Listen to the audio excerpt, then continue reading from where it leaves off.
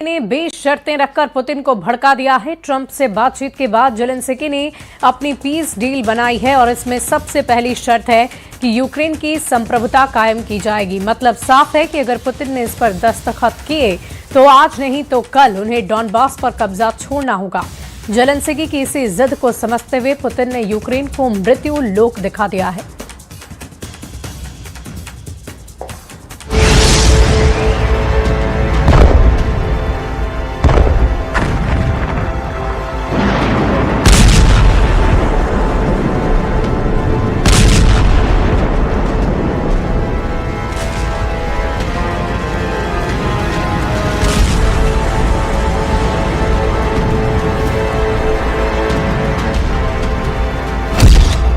Ukraine पर एक हफ्ते में हुए 3000 ताबड़तोड़ हमले। दिसंबर में ही पुतिन ने दिखा दिया 2026 के युद्ध का ट्रेलर। यूक्रेन में ब्लैकआउट, ओदेसा से लेकर कैपिटल कीव और जापोरिजिया से लेकर खार्किव। रूस का खूनी ऑपरेशन अब जेलेंस्की के और करीब आता जा रहा है।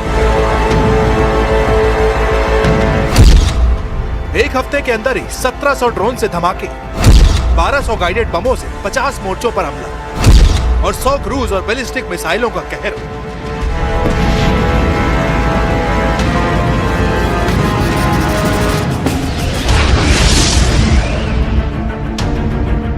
सिर्फ 24 घंटे के अंदर जेलेंस्की के लिए 3 बहुत बुरी खबर आई हैं। जेलेंस्की की फौज बेचैन हो गई। उसने डॉनबास के पास अपने मोर्चे छोड़ने शुरू कर दिए।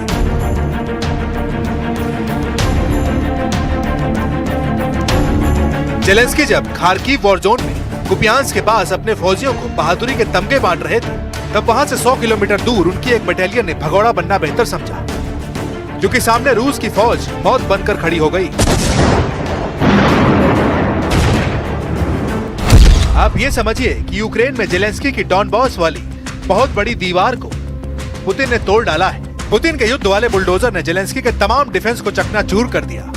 पुतिन ने बता दिया कि जेलेंस्की की डॉनबास वाली दीवार नाटो की उन कच्ची ईंटों से बनी है जो पुतिन के युद्ध वाले बुलडोजर के सामने टिकेंगी नहीं।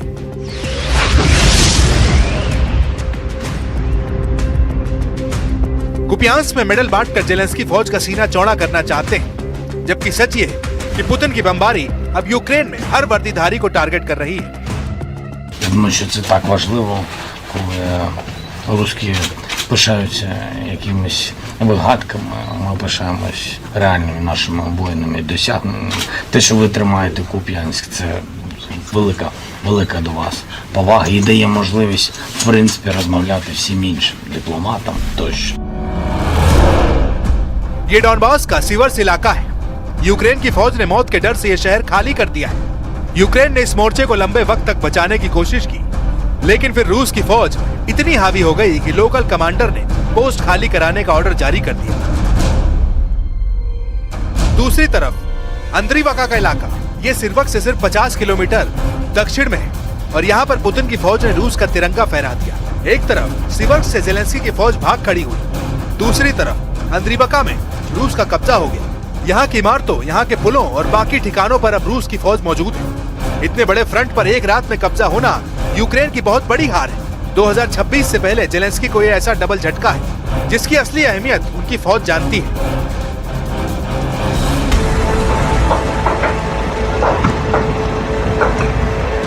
पुतिन ने ऐसी आग लगाई कि 24 घंटे के अंदर जेलेंस्की को सिर्फ डबल झटका नहीं मिला, पुतिन की फौज ने उन्हें ट्रिपल शॉक दिया है। खार्किव और डोनेट्स्क के बीच फ्रंट पर जेलेंस्की की बहुत बड़ी हार हो चुकी है, क्योंकि हार 2 जगह नहीं हुई, 3 बहुत बड़े मोर्चे पर हुई। यूक्रेन के मैप पर खार्किव देखिए और डोनेट्स्क देखिए, ये 2 बड़े शहरों के बीच 3 बड़े फ्रंट यूक्रेन हार चुका है। उत्तर में खार्किव के पास प्रिलिम्का, ये रूस के बॉर्डर के बहुत करीब है। दूसरा शहर 250 किलोमीटर दक्षिण की तरफ बढ़ेंगे तो सिवर्स्क, यहाँ से यूक्रेन की सेना भाग चुकी है। तीसरा शहर अंद्रीवका, जो सिवर्स्क से 50 किलोमीटर दक्षिण में है, यहाँ पुतिन की फौज का पूरा कब्जा हो गया है। यानी खार्किव से लेकर डोनेट्स्क के बीच में 500 किलोमीटर का यह ऐसा दायरा है जहाँ जेलेंस्की की बहुत बड़ी हार हुई है। Вам, вашим побратимам, вітаю з вашим днем і дуже вдячний, що маю таку нагоду особисто подякувати вам за захист Куп'янського напрямку. Все, що ви робите щоденно. І подякуйте вашим друзям, побратимам, будь ласка, від мене особисто. Так, जेलेंस्की शायद इस बात से भी बेखबर है कि सुमे में रूस ने बड़ा हमला किया है। रूस के करीब 100 सैनिक सुमे के पास हराबोस्ट में घुसने में कामयाब रहे। यूक्रेन का दावा है कि वो इनका कड़ा मुकाबला कर रहा है। पूर्वोत्तर यूक्रेन में खार्किव और सुमे रूस का बड़ा टारगेट बने हुए हैं। हैरत की बात यह है कि कुछ हफ्तों पहले जेलेंस्की सुमे के पास भी एक मोर्चे पर गए थे। पुतिन के युद्ध वाले बुलडोजर ने खार्किव से लेकर डोनेट्स्क के बीच बनी इस दीवार को तोड़ डाला है। 500 किलोमीटर दायरे में जेलेंस्की की फौज ने वो दीवार बनाई थी, जहां उत्तर में प्रिलिम्का, बीच सिवर्स्क और दक्षिण में अंद्रीवका तक आमने सामने की लंबी लड़ाई लड़ी गई। लेकिन अब पुतिन के युद्ध वाले बुलडोजर ने इस दीवार को गिरा बता दिया कि उनका बुलडोजर अब कीव की तरफ बढ़ेगा। ऐसे में जेलेंस्की के कई मोर्चे अब 48 घंटे में ढह जाएंगे, ये खतरा मंडराने लगा है। जेलेंस्की भले ही कुपियांस्क या दूसरे इलाकों में जाकर अपने फौजियों को डटे रहने के लिए कहें, उनका हौसला बढ़ाने की कोशिश करें, लेकिन यूक्रेन में जेलेंस्की की बहुत बड़ी दीवार ढह चुकी है। पुतिन की फायर पावर या ये कहें कि उनका युद्ध वाला बुलडोजर नाटो को वार्निंग दे रहा है, चेतावनी इस बात की कि जैसे यूक्रेन को मिट्टी में मिलाया जा रहा है, वैसा ही हश्र नाटो का होगा। आगे क्या होने वाला है, ये सोचकर पोलैंड भी एक्टिव हो गया है। पोलैंड की वायुसेना उस वक्त अचानक हरकत में आई जब उसे लगा कि वायु सीमा का उल्लंघन हो सकता है। पोलैंड ने अपनी वायु सीमा की तरफ कई ड्रोन और मिसाइलों को बढ़ते हुए ट्रैक किया, फिर अपने फाइटर जेट को फौरन उन्हें मार गिराने का ऑर्डर दिया। घने कोहरे के बीच पोलैंड में तैनात पैट्रियट एयर डिफेंस सिस्टम बता रहा है कि रूस से खतरा कितना बड़ा है और पोलैंड में किस लेवल पर हड़कंप मचा हुआ है। Najdroższa część systemu obrony państwa polskiego. Wypuszczenie dronów, wystrzelenie rakiet i koszt obrony przed nimi jest 10 razy, a nawet dużo więcej wyższy niż koszt wystrzelonych rakiet czy dronów. To pokazuje, jak to jest wielka inwestycja, za którą chciałbym serdecznie podziękować wszystkim Polakom, wszystkim podatnikom, którzy składają się na ten system. Patriot system तब active किया जाता है जब बाकी air defence system नाकाम हो जाते हैं। अमेरिका से मिला एक कवच यूरोप के कई देशों की सुरक्षा की गारंटी बना हुआ है, लेकिन सवाल है कि क्या रूस को रोकने के लिए इतना काफी होगा? आखिर अब आगे क्या होने वाला है, ये सोचकर यूक्रेन के कैंप में मायूसी है, क्योंकि रूस की फौज ने ऐलान कर दिया है कि वो यूक्रेन को किसी कीमत पर नहीं बख्शेगा।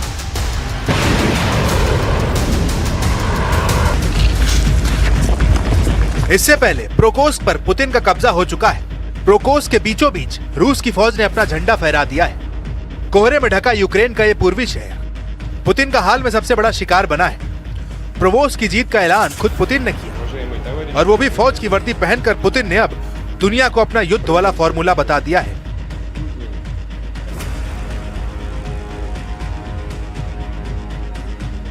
पुतिन का जंगी फॉर्मूला साफ है। अगर जेलेंस्की ने सरेंडर नहीं किया तो यूक्रेन हाफ होगा और यूरोप पूरा साफ होगा।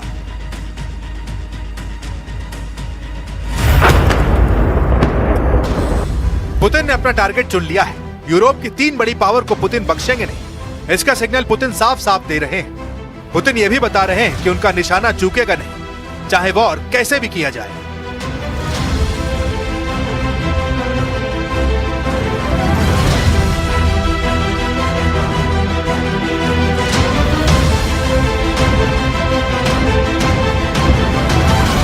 Здесь не может быть никаких сомнений. Только вопрос в чем? Если Европа вдруг начнет с нами войну, мне кажется, что очень быстро, это же не Украина. С Украиной мы там действуем хирургическим способом, аккуратненько, так, чтобы, понятно, да? Это не война в прямом современном смысле этого слова. Если Европа вдруг захочет начать с нами войну, и начнет ее, то очень может быстро произойти ситуация, при которой нам не с кем будет договариваться.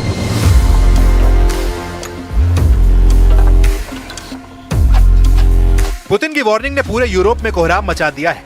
नए मोर्चों, खासकर प्रोकोस्क में जीत को लेकर पुतिन इतना ज्यादा जोश में है कि वो किसी भी वक्त रूस की सेना को यूरोप की तरफ कूच करने का ऑर्डर दे सकते हैं। पुतिन ने यूरोप के देशों को बहुत बड़ी वार्निंग दी है।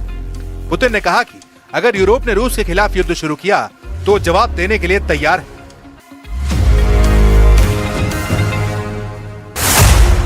पुतिन ने वार्निंग दी है कि अगर यूरोप युद्ध शुरू करता है तो सब कुछ इतनी जल्दी खत्म होगा कि बातचीत करने वाला कोई नहीं बचेगा। पुतिन का दावा है कि यूक्रेन में रूस सिर्फ सर्जिकल ऑपरेशन कर रहा है, यानी एक दायरे में जंग हो रही है। उन्होंने कहा कि अगर यूरोप के साथ सीधी जंग हुई तो रूस पूरी ताक से जवाब देगा और सब कुछ तबाह कर दिया जाएगा। मॉस्को में रूस के एक जनरल की हत्या के बाद पुतिन बहुत गुस्से में और जेलेंस्की को डर है कि 2026 से पहले आखिरी हफ्ता बहुत खूनी साबित होगा।